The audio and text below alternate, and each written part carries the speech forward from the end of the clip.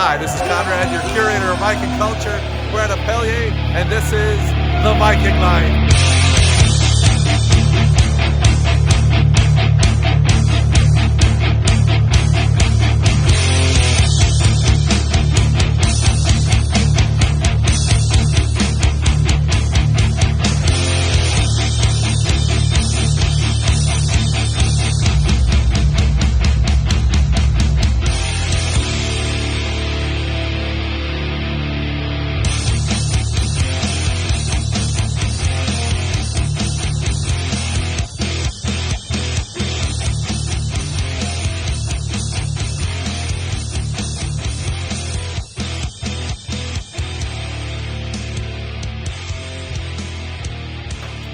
Hi everyone, and welcome to the Up Helly Aa episode. I'm going to break it down for you and give you the halftime quarterback analysis with the on-field access about Up Helly Aa and the greatest Viking party there is. So stick with us.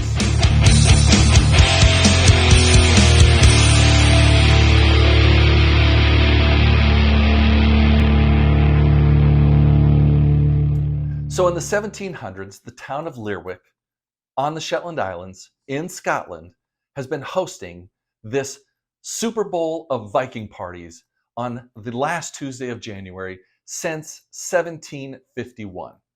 So how did this come about? Well, it's because the men were coming back from the war, the Napoleonic War. Yeah, I said Napoleon. And they had to blow off a little steam. So after Christmas, about 24 days later, they would celebrate the end of Yule. And this is mostly about music and fun and different types of events and community. Well, after about 12 or 14 hours of drinking, those young men wanted to amp it up a little bit. So around 3 a.m., they would start burning tar barrels, and they would rope them and pull them through the streets, very narrow streets. And of course, shoot off their guns, fireworks, break windows, and all kinds of mayhem.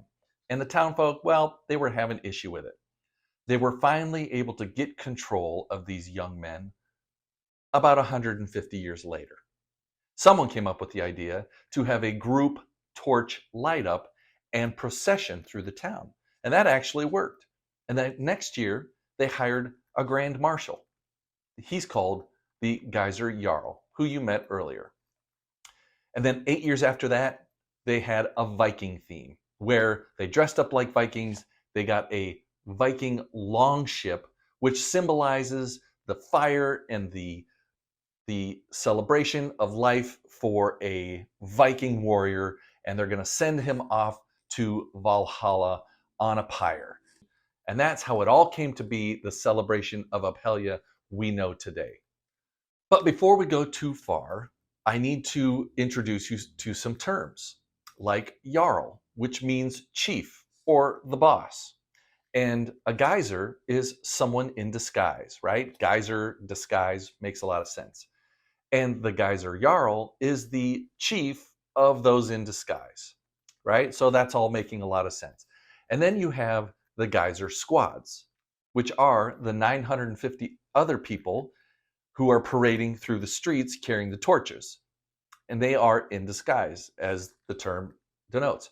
And then you've got the Jarl Squad. These are the personal bodyguards of the Geyser Jarl. And they're all dressed in a Viking kit. And it is fantastic. These guys are dressed to the nines. And nothing is fake about this stuff. It's all handmade, beautiful. And I'm pretty sure it could take a couple serious sword hits. So nothing is coming from Amazon, that's for sure. And then you have the proclamation or bill or charter, and that hangs at the market cross, and we'll talk about that a little later, but it's essentially telling everybody what this event is about, who's involved, what time to show up, and a few other tidbits of information that are kind of interesting. And the star of the show is the Viking longship, and they call it the Norse galley. So how do they choose this Jarl or the chief? Well, first, you have to be elected to the Up Helly Aa committee. Second, you have to serve 15 years on that committee. And third, if you're patient and you are worthy, they will elect you Geyser Jarl. And a lot of families, this is handed down time after time, but you can see that you're kind of born into this. So everybody on the island participates, and it's a big deal. And lastly, every Geyser Jarl takes on the personality of a famous Viking. So this year was Njal Thorgerson, and he's from Njal's saga, an Icelandic saga from the 10th century. So the day kicks off at 8:15 a.m. and the Jarl comes out of the Islesboro Community Center. I hope I said that right. And he does a troop inspection with his Jarl squad. And if they meet muster, they line up and they parade through the streets, as I'm showing you here. And it's pretty awesome. They've got a band, they're playing some traditional music, and they're having a good time. Now, they'll travel down King Harold Street. Doesn't everybody need a King Harold Street? And they turn down King Haakon Street, another cool name, and they're making their way to the Market Cross. And on their way, they pick up the Norse Galley. And this is a special ship. They have been working on this ship for over a year. And the whole point is to burn it to the ground. So this is an event you can't miss. So the ship travels with the Jarl squad, and they take it through the town, and they drop it off at the Bresse ferry terminal, where you can take photos with it, and it's pretty much crowd appreciation and oohs and ahs about how beautiful it is. My favorite part was that dragon beard. Gotta love that. There's also the junior Jarl squad, and they're dressed in similar Viking gear, and their kit looks a little different, but it's still pretty sharp, handmade as well, and they participate in all the daily events. Now, the weather, as you see here, was not fantastic. Now, this is a picture in the background on the day of, on one of those brief moments that the sun actually poked through for a few minutes. But this was not the entire day.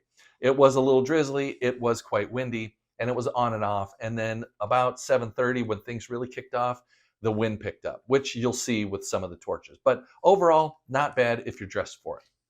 So, being the theme is about Vikings, and there's a Viking longship, you would think the crowds would be more like New Year's Eve in Las Vegas on Fremont Street type, but they actually weren't. It was more like a Thanksgiving Day parade with families and kids down for a school field trip. So it was very friendly, very well behaved, which I do applaud everyone. And for quite a while, the crowds were walking with the Jarl squad, and the Viking ship was there. And it was just really exciting to be a part of this event. Here's some footage of us walking with everyone. And it was quite a long procession, and a lot of people joined in during the day. Let's talk about the vendors, because you would think going to this event, you would pick up everything with the Geyser Jarl logo. And that just wasn't the case. It was very hard to find things to purchase that went with the event. People were walking up to us asking us where we got our hats because they just weren't selling a lot. I did buy this flag. I got a little pin and a few more tchotchkes, but that's it. So if you go thinking you're going to pick up a lot of gear, it's just not going to happen. Same with the bars and restaurants. There's just not a lot. And then during the day, they are closed for the event. People go to all of these different events celebrating Up Helly Aa. So you've got to plan ahead. If you're going to drink alcohol, you need to get it the day before. So planning is a big part of celebrating Up Helly Aa. Another thing to plan ahead, hotels. A lot of the tours book these hotels years in advance. So if you're going to do it, plan out a couple years, book your hotel, or just choose to go with a tour group like we did. We went with Highland Explorers Tours. They were fantastic. Doogie, Stevie, and Tony were great. We highly recommend them. You do not need a ticket to go to the Up Helly Aa event. It is free to everybody. It is outside, and it is fantastic. So just keep that in mind. If you want to celebrate afterwards, which I'll be talking about in a later episode, you will need tickets to go to the halls. But the halls are fun, and they are nuts, and you will see what I'm talking about. The night before Up Helly Aa is interesting, because you would think it would be like New Year's Eve or a Christmas Eve or some Eve, but it's not. It is a ghost town. And I'm thinking it's because it's hard to get to the island. You can't just arrive and leave in the same day. It takes multiple days to get to the island, be there and then leave the island.